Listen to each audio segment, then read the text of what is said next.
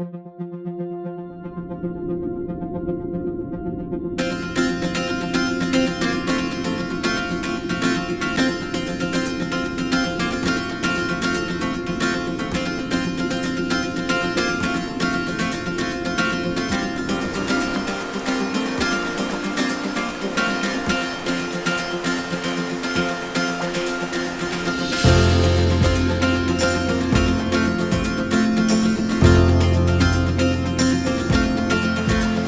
so after a significant rainstorm. Okay, that wasn't that bad. This guy here is a beefhead hare's ear. It's a nymph.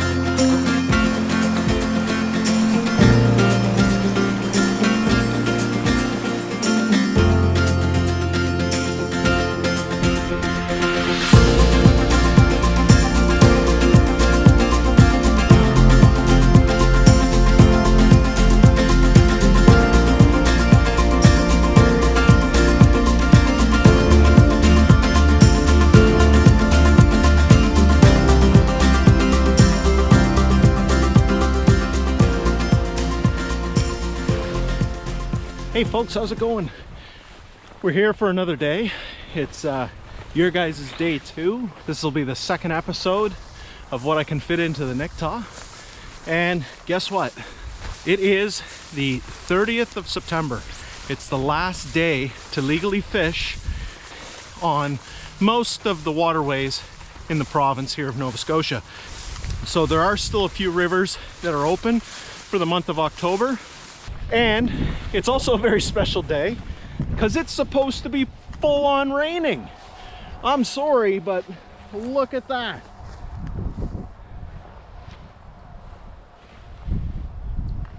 The weather forecast called for 98% rain, even up to last night. So I was actually very, very disappointed because I wasn't going to get to film and show you guys what I want to do up as this episode, episode 2.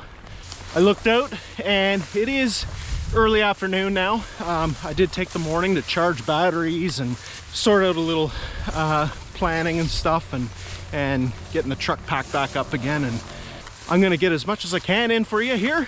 We're gonna enjoy what we have for the rest of this day. So I'm just making my way right now to pretty much where we left off in the first episode. Whenever I come to the Nictaux River, I don't hit up the same spot twice. It's a big river. It actually is. Look at it on the map. It winds and twists all in amongst itself, and it's a good size. And there's lots of opportunities here.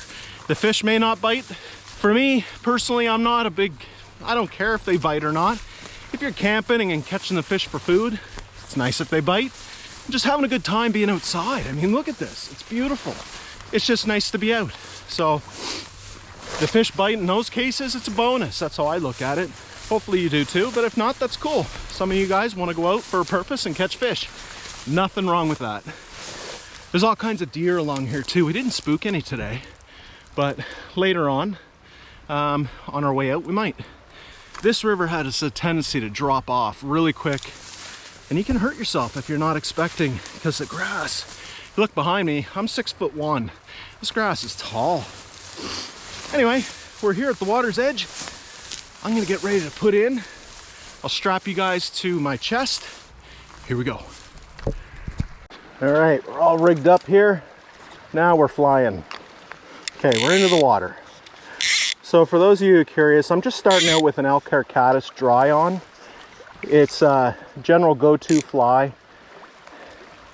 If the fish are gonna take anything on the surface, they might very well go for something like that. It's a pretty good general purpose fly. Now, this water is really deep right here. I don't know if I can, honestly, I don't know if I can put in here.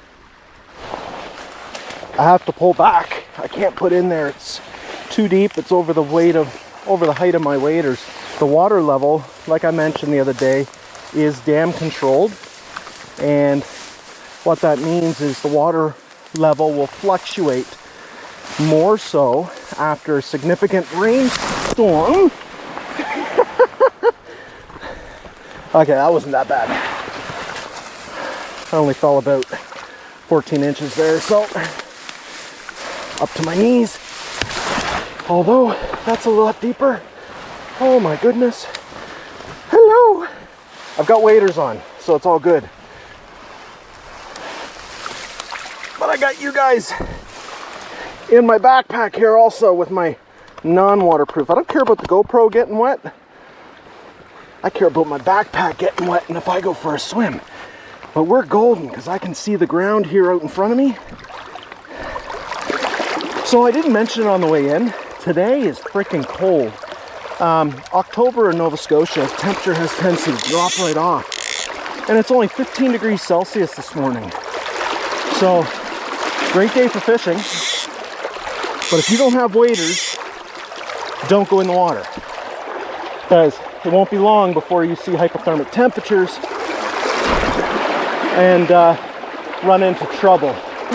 The more I make my way to the left, river left, which is the left side of the river as you're facing downstream, the more I make my way, just because I know this river really well, it has tendency to shallow up. So where I put in off onto the right hand side over here, that's the deeper section. The fish will hang out in the eddy line along the edges of that river, of that side of the river, because that's where the food's going. So right now I'm casting out into this eddy in front of me in hopes maybe that something will take something off the surface. It's not crazy warm. I don't see any hatches. There are some bugs in the air. The fish have lots of energy right now because it's nice and cool for them. Last one. Maybe that's the one. No.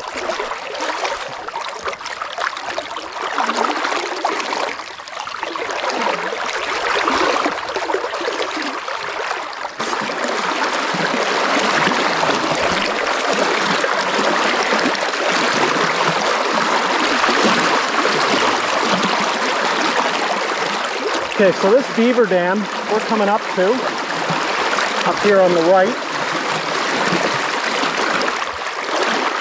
I usually like to fish towards it from this section on.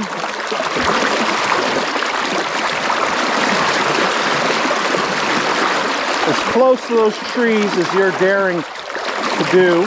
I've been fishing for years, fly, on the fly. I don't care about losing flies. I tie my own, so it's how you learn. The beaver dam's right behind this last set of trees here on the right where I'm pointing, if you can see that. And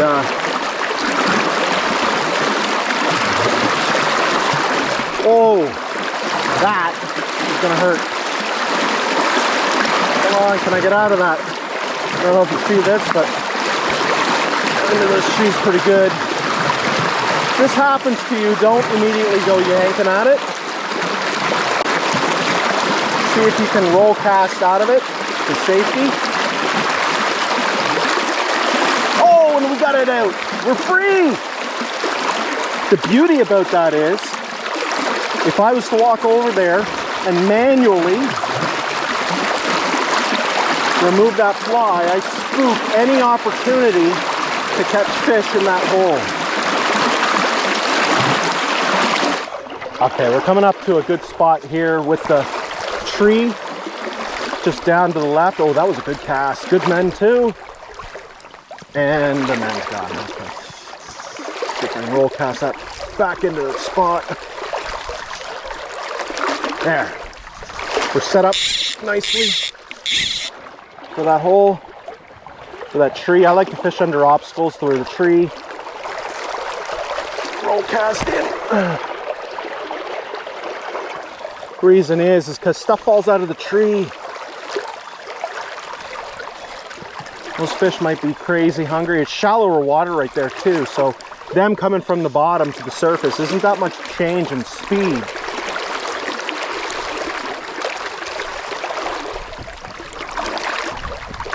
No takers. Oh my goodness. Okay.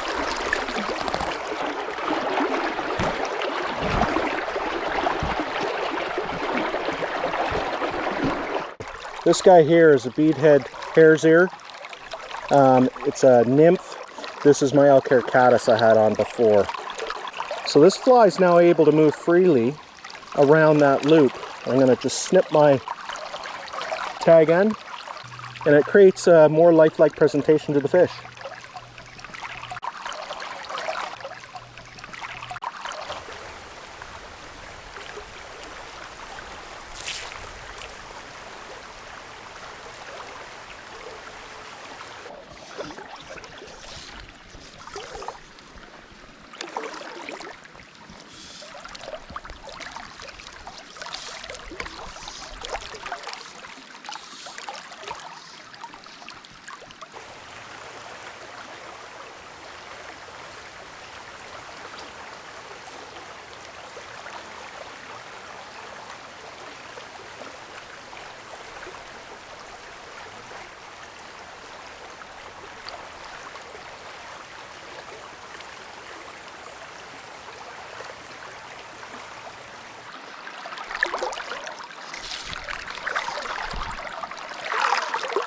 If you guys notice, I throw a lot of spay casts in. I really enjoy the spay cast, single spay cast, or excuse me, this is a snap T what I do, or circle C. What I like about it is if you're stuck in a tight area, like I don't have a lot of room on the sides of the river behind me to cast, this cast allows me to take up the room of all the line that I have out in front of me and then represent the line out in front of me at a significant distance. And it can be a delicate cast. You can, with practice, you can make it a delicate cast like you see what I'm doing here, but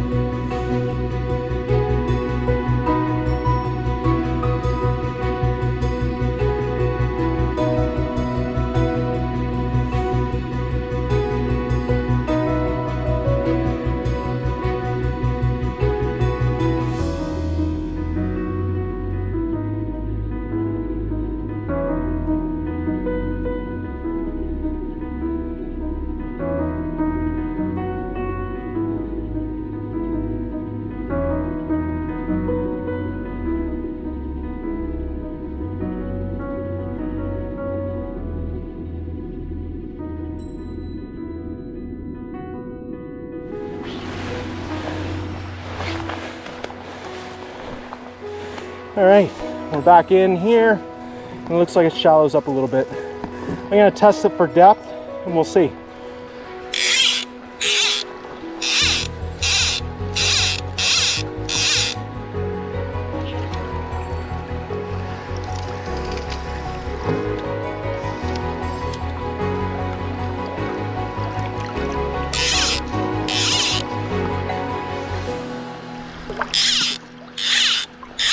Just casting onto the right of the river here. Make use of the eddy. We got a down section of trees up front here. I got lots of room behind me to back cast, so I'm just giving her here. I'm staying as far away from I can. So what I've got happening here, I've got several things going against me. I'm upriver of where I'm casting into, and the water's quite strong, so any footstep I take, it's bringing up silt and it's getting pushed down river into the fish's path. So it's kind of giving them a warning. They have sensors on them and they can tell. Any of the wiser fish are already spooked and gone, more than likely, just given the situation. So for that reason, that's why I'm reaching out so far. I'm about 40 feet away here from where I'm casting into, and I don't really want to get any closer because you just reduce your chances. So I'm going to fish the snot out of it while I can here, and then I'll get closer. Why ruin the presentation, right? Let the fly get down.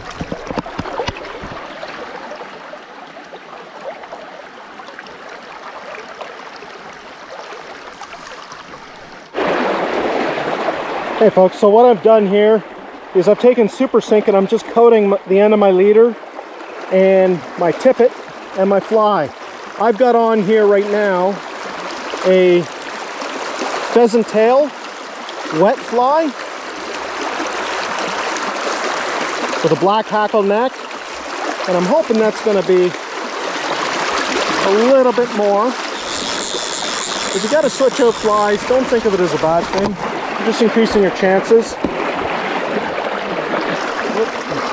I got obstacles all around me here, and it's really difficult to get control of this line to get into that eddy over there. That's a nice calm spot in light of all this fast water. There we go, we're in.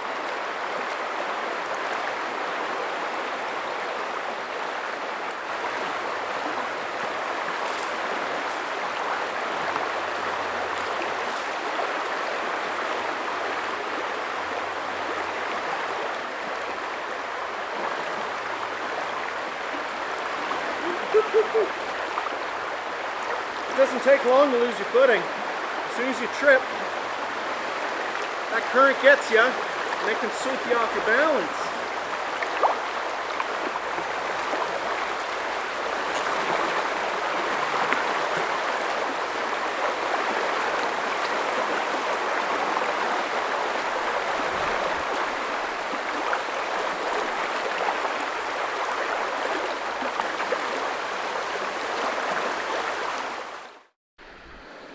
Hey folks, check this out. I got a little fish on. He's a little guy. See if I can bring him up. I've lost track. He's fishing, he's swimming towards me.